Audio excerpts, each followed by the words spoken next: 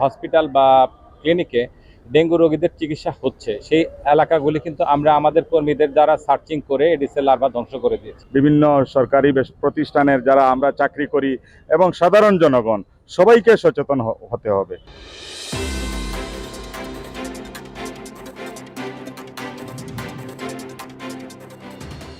সরকারি বেসরকারি আধা সরকারি অফিস আদালত পরিষ্কার রাখতে হবে।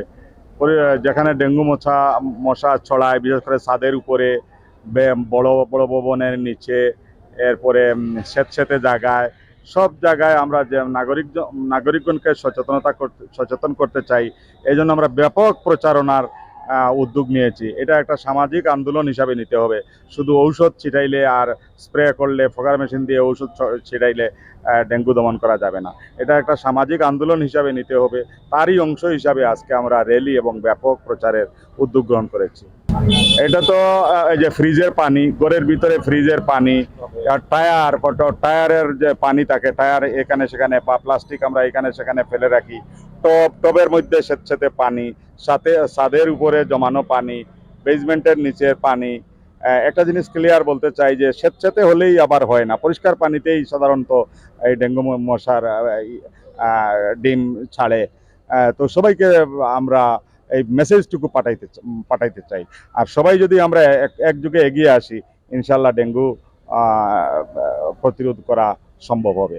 না, সবাইকেই বলতেছি, যারা ফুলের বাগান, ফুলের টব, ছাদ বাগান, ঘরে যারা গৃহিণী আছেন, স্কুলের শিক্ষক আছেন, বিভিন্ন সরকারি প্রতিষ্ঠানের যারা আমরা চাকরি করি এবং সাধারণ জনগণ সবাইকে সচেতন হতে হবে। সবাই যদি আমরা সচেতন হই আর এবং আমরাও আমাদের প্রচারণা চালিয়ে যাই, বিভিন্ন মিডিয়া আপনারাও যদি সহযোগিতা করেন, প্রচারণায় আপনারাও যদি অংশগ্রহণ করেন, ইনশাল্লাহ আমরা এমনিতেই সিলেট অঞ্চল তুলনামূলকভাবে ভালো আছি, আমরা আরও এই প্রাদুর্ভাব রিমুভ করার সম্ভব হব। আমি যে কথাটা বলতে চাই, সিলেট সিটি কর্পোরেশনের এলাকাতে প্রচুর হসপিটাল এবং সরকারি হাসপাতাল রয়েছে, যে হাসপাতালগুলোতে বিভিন্ন জায়গা থেকে আক্রান্ত হয়ে ডেঙ্গু রোগীরা চিকিৎসা নিচ্ছে।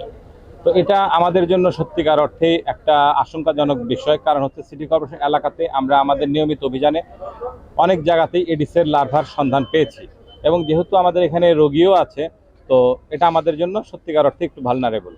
বাট আমরা আমাদের সিটি কর্পোরেশনের পক্ষ থেকে যে সমস্ত জায়গায় হসপিটাল বা ক্লিনিকে ডেঙ্গু রোগীদের চিকিৎসা হচ্ছে সেই এলাকাগুলি কিন্তু আমরা আমাদের কর্মীদের দ্বারা সার্চিং করে এডিসের লার্ভা ধ্বংস করে দিয়েছি।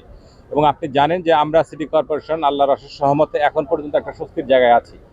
গতকালকে পর্যন্ত আমাদের রোগীর সংখ্যা ছিল সিটি কর্পোরেশন এলাকাতে প্রায় 41 জন, বর্ধিত এলাকা সহ, এবং এর মধ্যে অধিকাংশ রোগী বিভিন্ন জায়গা থেকে আক্রান্ত হয়ে আমাদের সিটি কর্পোরেশনে অবস্থান নিয়েছে।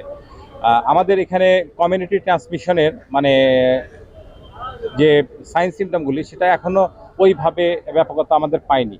তো আমরা বিশ্বাস করি যে আমরা যদি আমাদের যার যার অবস্থান থেকে, সিটি কর্পোরেশন তার অবস্থান থেকে, প্রশাসন তার অবস্থান থেকে, সাধারণ জনগণ তার অবস্থান থেকে এবং সচেতন জনগণ তার অবস্থান থেকে, যে আমরা সবাই সার্বিকভাবে আমাদের দায়িত্বটুকু যদি নিশ্চিত করি। যেমন একটু আগে এক ভাই বলেছে যে ওনার বাড়ির পাশে একটা পরিত্যক্ত বাড়ি আছে, সেই বাড়িতে কেউ পরিষ্কার পরিচ্ছন্ন করতেছে না। স্বাভাবিক, যে জায়গায় পরিষ্কার পরিচ্ছন্নতা থাকবে না সেখানে মশা অবস্থান করবেই। তো এখন হচ্ছে এটা কিন্তু নাগরিক দায়িত্ব হিসাবে আমরা তাকে নোটিশ করতে পারি, তার বিরুদ্ধে আইনানুগ ব্যবস্থা নিতে পারি, কিন্তু সেটাই একমাত্র সমাধান না।